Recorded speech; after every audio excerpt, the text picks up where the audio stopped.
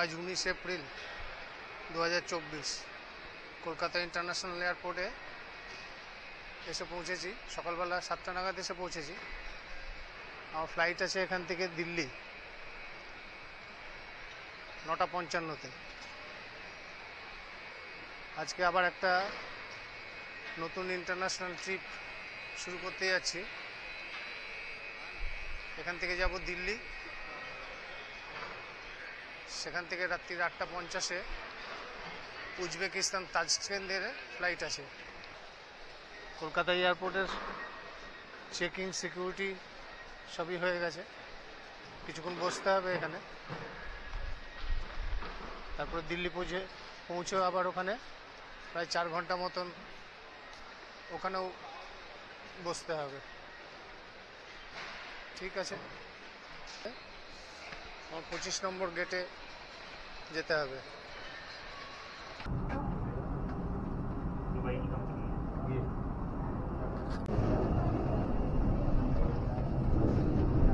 Kolkata airport.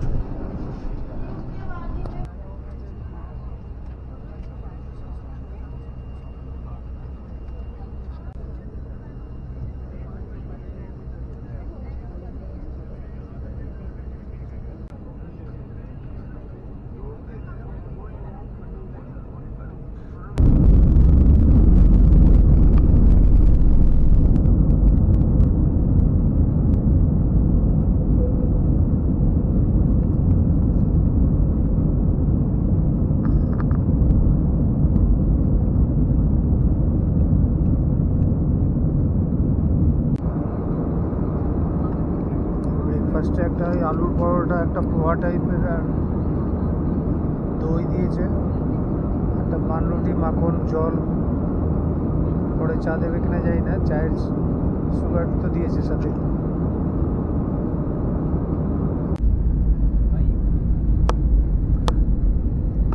Delhi এয়ারপোর্টে land করছে এখন।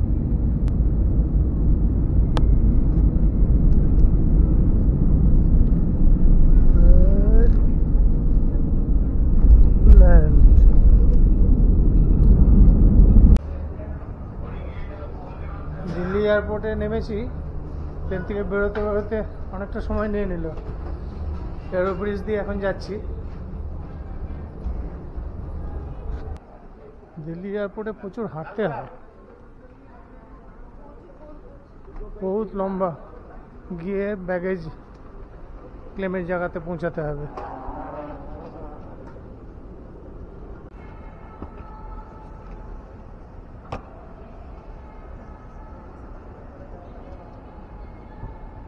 এখানে নাচের বিভিন্ন মুদ্রার সাইন করা আছে।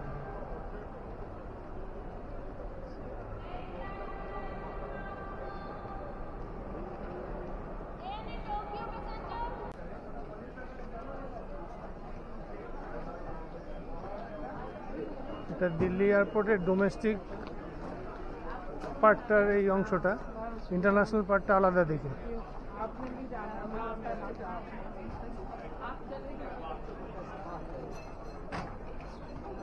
এখানে সব লাগেজ বেল্ট। আমাদেরটা 1 নম্বরে দিয়েছে।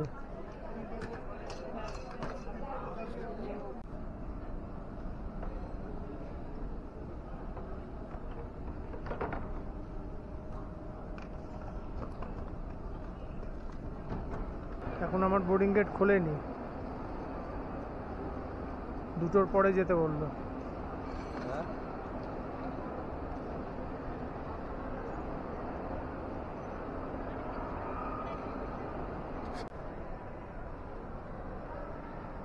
আজ 19 এপ্রিল 2024 দিল্লি ইন্টারন্যাশনাল এয়ারপোর্টে দাঁড়িয়ে চেকিং, ইমিগ্রেশন সমস্ত হয়ে গেছে।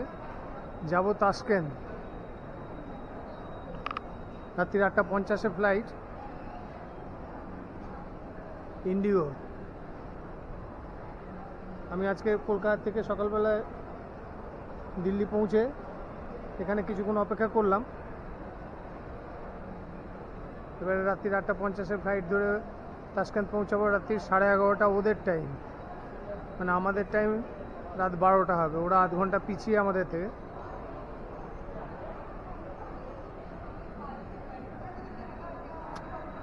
ইমিগ্রেশনে খুব একটা কিছু জিজ্ঞাসা করেনি।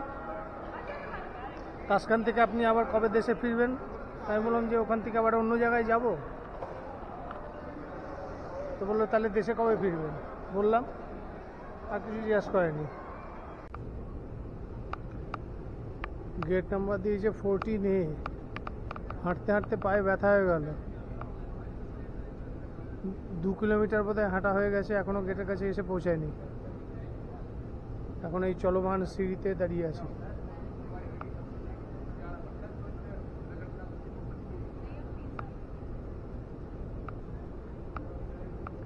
এদিকেও রানওয়ে আছে, আমার অপোজিটেও রানওয়ে আছে।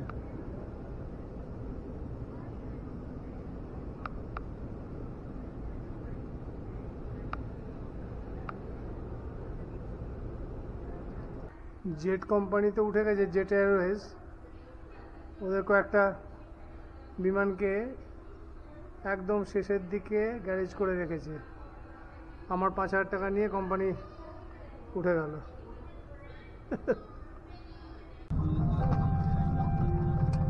ইন্ডিগোর ফ্লাইটে বসেছি, উইন্ডো সিট পেয়েছি।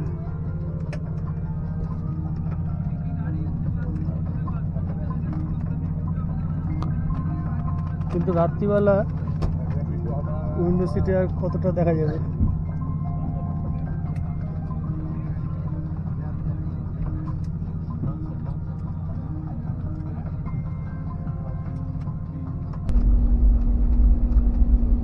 নটা 3 বাজে, এবার টেক অফ করবে। রানওয়ে দিয়ে যাচ্ছে এবারে।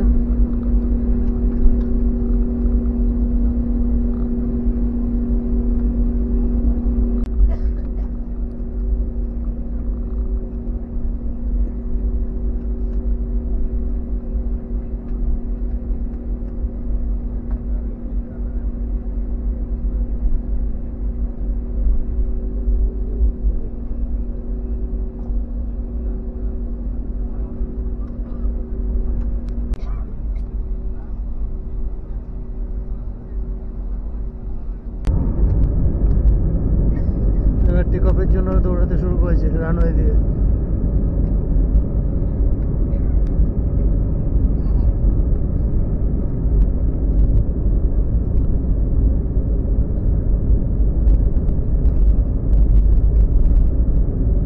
আমি যতবার প্লেনে চড়ি, এই রানওয়েতে টেক অফের আগে যে স্পিডটা নেয়, এটাই আমার সব থেকে ভালো লাগে। কারণ গ্রাউন্ডে এত স্পিডে তো আর অন্য কোনো জিনিসে চড়া যায় না। উঠে গেল।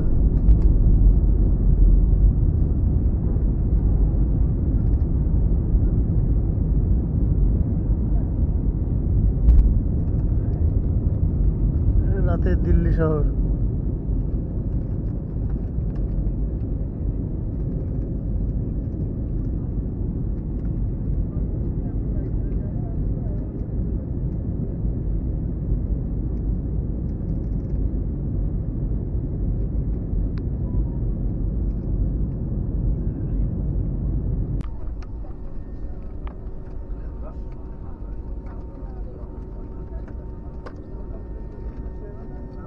এই এয়ারপোর্ট টার্মিনালের কাছে এসে দাঁড়ালো।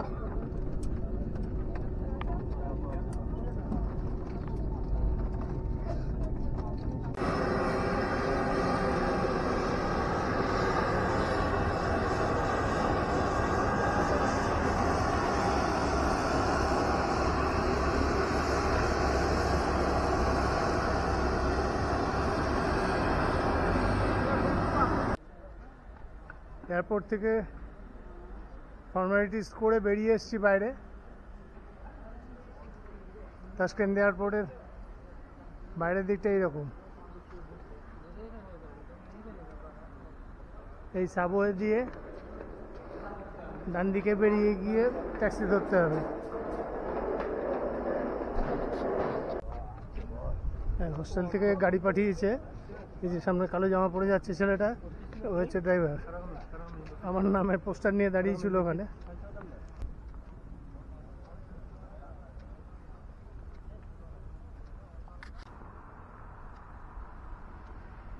সামনে হচ্ছে ট্যাক্সি পার্কিং এরিয়া।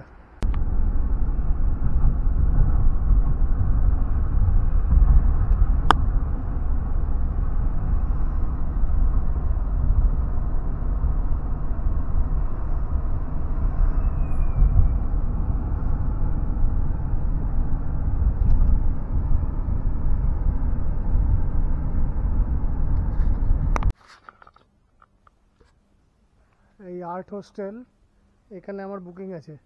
খুব একটা বেশিক্ষণ লাগলো না, কিন্তু তাড়াতাড়ি চলে এলাম। 10 মিনিট লাগলো।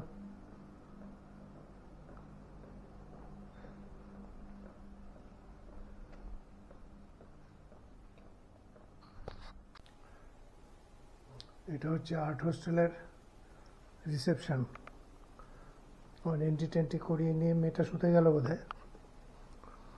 যাই হোক, এখন রাত্রি 12:15 বাজছে এখানকার টাইম। আমাদের থেকে আধ ঘন্টা পিছিয়ে ওরা। একটুখানি এখন খেয়ে নিয়ে শুয়ে পড়বো। ওই পাশের ঘরটার মধ্যে দিয়েছে একসাথে 4 জন করে থাকার ব্যবস্থা। এখন অন্ধকারের মধ্যে আর দেখা যাবে না। এই একটা রুম আছে এখানে। তো কলকাতা থেকে বাড়ি থেকে বেরিয়েছিলাম সকাল 6টায় 19 তারিখ। আর এখানে 19 তারিখ এখানকার সময় রাত্রির 11টার সময় পৌঁছেছি। কলকাতা থেকে তাসকান্দ একদিনে যাত্রা কমপ্লিট করে হোস্টেলে ঢুকেছি। এই ভিডিওটা এই পর্যন্তই। কাল থেকে নতুন ভিডিও শুরু হবে। দেন গুড বাই, গুড নাইট।